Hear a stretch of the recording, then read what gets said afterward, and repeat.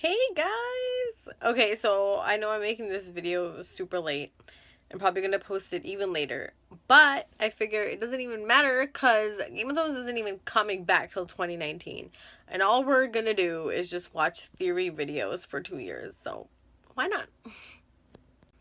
Okay, so this finale was not my favorite finale.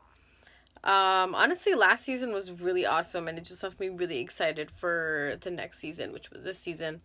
Not that I'm not excited for the last season of Game of Thrones, of course I am, but I just feel like this finale episode was just really chill. And there were some things that happened which were awesome, of course, but I don't know, overall it just wasn't like the best episode ever. But I'm still content. So first off, it was really awesome seeing the meeting happen between like Cersei and Jaime and Euron, Tyrion, the Hound, Brienne, Daenerys, Sir Davos, like everybody was there. Everybody was hanging out. And it was so interesting because if you think back to the other 6 seasons and all the storylines and how all these people's lives have intertwined and they've crossed paths and how many crazy things have happened and they've gone through together. It's like so amazing with seeing them all in like one space, even if they're on like kind of opposite ends of the war that's about to go down. But as John keeps telling the world, the war involving real life people, real life living people, is not the one that we should be worrying about, and it's the dead that are coming, and that's what we should be focusing on, which is why they had the meeting anyway, and they wanted to call it truce. Obviously, Cersei, when she agreed real quick after Tyrion went to talk to her, yeah, I wasn't gonna believe that. Like, nothing Tyrion could ever say would ever convince Cersei to become a better person. Like, no. Cersei only cares about one thing: herself and her kids. And seeing as how she's pregnant again, that's all she is gonna care about. So yeah, I guess the truth was all for naught. Although it was a great scene. It was really awesome. I like how Hound, first and foremost, was like, okay, this fancy meeting's happening, but I'm just gonna shit on my brother real quick. So, that was fun to see. And it was really cute to see, the Hound and Brienne bonding over Arya. Everyone on the internet was like, oh, they're like divorced parents talking about their child. And I was like, that's so cute. But obviously, Brienne and Jaime need to get together because that is what I ship. I know Brienne and Tormund is like the cutest thing ever. Like, obviously, that would be awesome. But I just feel like Jaime and Brienne getting together would just be like more satisfactory for me. Especially because like Jaime's like one of the most attractive like knights ever, and Brienne's always like been made fun of, especially in the books. I feel like you see that a lot more, that she grew up with like a lot of issues because she was hideous or something, whatever. She's all right, she cute, she's just very tall. You're just jealous, men are just jealous. So that would be really cute if she ends up with like her knight in charming armor even though she's a knight. That would be kind of awesome. I would love that. Really great to see was Jaime finally seeing Cersei for who she is.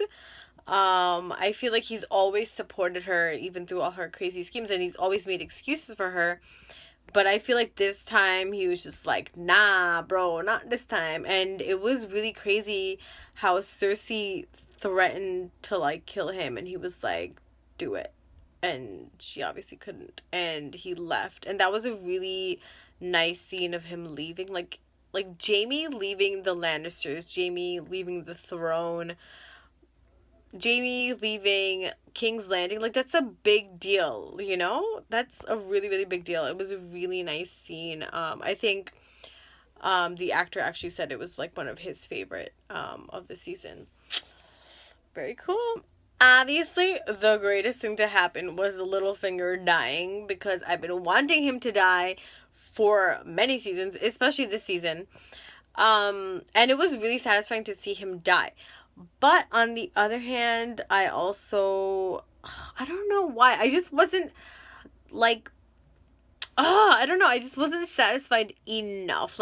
He died kind of like suddenly, But then I was like, oh, like it just kind of felt like a ripoff because, you know, like all this stuff that was brewing between Sansa and Arya, I thought it would lead to something else like more complicated. But when it led to this, I just felt like it was so soap opera-y. You know what I mean? Like, I don't know. Or maybe it's just because I watch too many soap operas with my mom. Or used to. The Indian ones, if y'all know what I mean.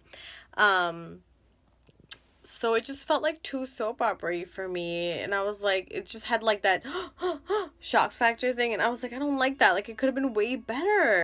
You guys already know that I'm like kind of dissatisfied with the writing this season. So I just feel like this was just another example. I just honestly feel like, because the books aren't caught up to the show, and I feel like the showrunners don't have the books to rely on. Like they know the ending, like George R. R. Martin told them the ending, but I feel like they're reaching it in a different way than George R. R. Martin would, and I feel like George R. R. Martin is going to write everything better, basically. Just because he's so out of the box. Like, Game of Thrones is amazing. It's never predictable, and that's what I love about it. And I feel like, them relying on like typical stuff that we've seen before, I really don't like it. Like, Game of Thrones is something else. Don't ruin it. But it was still nice to see Littlefinger die, and it was really nice that all the shit that he did was called out, and that his dagger was the one to kill him. That's good. The thing with like Theon's redemption, it was nice to see, I guess, and I also feel like it was kind of setting us up for something else for later in the episode, like when Jon is like, you're a Stark and a Greyjoy. He's like, you don't have to pick. I feel like that's kind of setting us up and him up for the future, where he's a Stark and, as we later find out, a Targaryen, and he doesn't have to pick one of the other. He's himself, and he's just gotta like stay true to himself. And I feel like that scene was more for that. But obviously it applies to Theon too, who's gonna now, I guess, try to save Yara. I don't know what's gonna happen with him. That boy is complicated. The first questions that George R. R. Martin asked the showrunners and executive producers before agreeing to make Game of Thrones into a TV show was, who is Jon Stark's mother? And they gave the right answer, and that's what made him agree. One of the reasons, obviously. Honestly, I don't even understand why there's so much speculation, because if you actually read the books, in the first book, like repeatedly throughout the book, you see that Ned is promising Lyanna Stark something. Like you keep seeing and reading that that Lyanna says, promise me, Ned, promise me. So I just feel like, as someone who's a nerd and reads a lot, I was able to kind of piece that together like kind of immediately. I always kind of knew that Jon was Lyanna's son, and also with like, how everyone thinks that Lyanna was kidnapped, blah blah. I was like, nah, that's definitely a love story. I just felt it, and obviously it happened. R plus L equals J. Yes, hooray, hooray, hooray! We found out that it was true. Okay, but as usual, me, the Debbie Downer, I was also not satisfied with how it was revealed. I don't know. I'm so weird. Like, it's annoying how I wait for this stuff, and then when it happens, I'm like, it could have been better. I don't know what the hell I'm expecting. Like, I don't know why. It was just, like, weird to me how it was kind of presented. Where, like, Brienne is just suddenly, like, in front of the fire, and, Sam knocks, and he's like, who's this? Bro, I thought you know everything. And then he knocks, and then Sam comes in. He's like, we have to tell him that, he's a Targaryen, blah, blah, blah. And then Sam's like, wait, no, but he's a legitimate child. There was a secret marriage, blah, blah, blah. I don't know why. I just found that really weird, because in the other episode, it seemed like Sam wasn't even paying attention to that information, right? because he talked over it. So it's like, so he remembered it, and then he put two and two together, like when Bran mentioned it. I just felt like it was really weird how that came together. I don't know why I thought it would. It's just weird. I just didn't like. I don't know. Maybe just like the dialogue or something. I don't know. Something about it was just really weird to me how it came together. It could have been. It could have been like cooler, but I did like how Bran was talking over like, you know, the flashback that we had with Rhaegar and Lyanna, and they were so cute and they're in love, but then it cuts to Jon and Daenerys getting it on. And I was like, ew, that's gross. And I was like, oh, but this is like really important information. So I was kind of torn, but I'm totally happy because they're super cute together, and I'm not gonna think about anything else except for the fact that they're super cute together. Can we talk about that look that Tyrion gave when Jon went into the room? And that was really weird. I think that Tyrion looked worried, either because he's in love with Daenerys. Although I think even more likely it's that, you know, when he went to Dr. Cersei to convince her to join together in harmony for some time, I think basically he must have told her that Daenerys can't get pregnant, and she's pregnant, and no matter who wins the war or whatever, her child's basically gonna be the future of Westeros, you know, because if Daenerys can't have a child, even if she wins, whatever, they could just like usurp her, and then her child could just like take Westeros, you know. So I think he's worried that Jon and Daenerys are getting together because she could get pregnant, who knows. So then what's gonna happen with that? I don't know.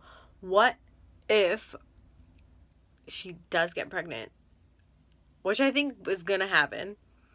Especially because I dreamed about it like a week later. That was really weird. I had a really weird dream, you guys. But it was pretty much that, yeah, that Daenerys was pregnant. Game of Thrones has consumed my life.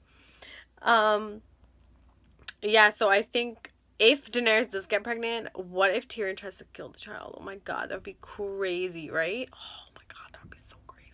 Season, it's also going to be interesting to see how Daenerys reacts to the news that Jon is also Targaryen, because, you know, he's basically like the real heir to the throne and not her.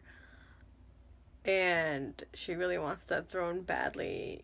And I feel like Jon doesn't really care about the throne as much, but I don't know. I don't know what's going to happen. I also find it kind of dangerous that they're sailing up to Winterfell or wherever they're going. Because Euron's army is somewhere, right? Hanging around. What if they get attacked? I don't know. Especially because Ser Jorah wanted Daenerys to go north on her dragon, so I feel like because she didn't listen to him, something bad is gonna happen. I don't know. Hello, the most intense thing that happened in the whole episode was the ice dragon taking down the wall. That was so freaking crazy intense. And Tormund, where the hell is he? I really hope he's still alive. Really hope he's still alive. He cannot die. Please don't die.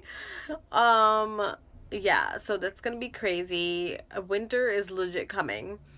And oh my god, I don't know what's gonna happen, you guys. Okay, so I guess for now, our watch has begun. And 2019 is very far, but we'll get there, you guys.